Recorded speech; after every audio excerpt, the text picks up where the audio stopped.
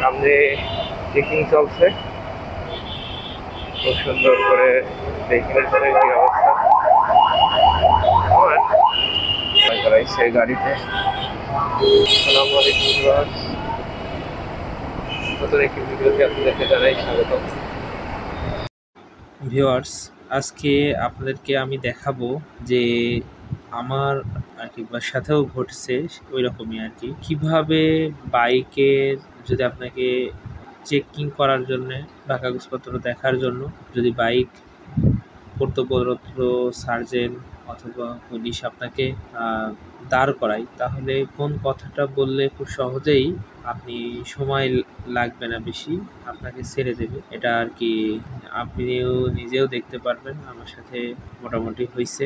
রাস্তাঘাটে চলতে গেলে আসলে এখন এমন একটা পরিবেশ হয়েছে যে দেখেন অটো চালিত রিক্সা অ্যাভেলেবল চলতেছে, সমস্যা নেই। কিন্তু বাইক যখন চলছে তখন সমস্যা হচ্ছে।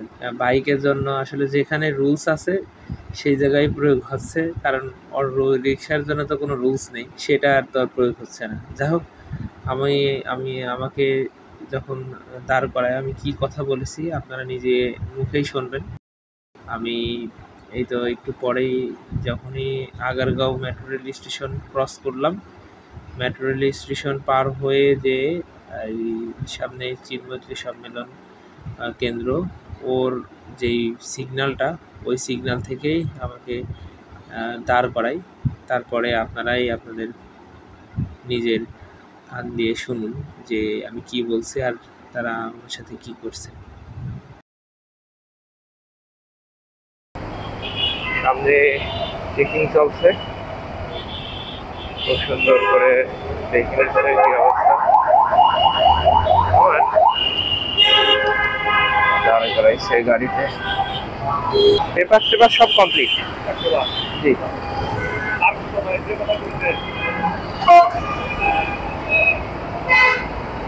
ওনারা আমার কথা শুনে ফেরত দিল, মানে ছেড়ে দিল। এখন কথা হচ্ছে যে আমার তো পেপারস আসলে কমপ্লিট, সব কিছু ঠিকঠাক আছে। তাছাড়াও আমার হেলমেট সবসময় 2টা থাকে সাথে, আর যেই হেলমেটটা আমার কাছে বর্তমানে ছিল সেটা হলো ফুল ফেস। এখন সেটা বড় কথা না, বড় কথা হচ্ছে একটা জিনিস বোঝার বিষয় যে বাইকের আগের কথায় যেটা, যে বাইকে তো সব ধরনের সেফটি গিয়ার আছে, সব কিছু আছে, তারপরও দাঁড় করাচ্ছে, চেক করছে, ভালো, সমস্যা না।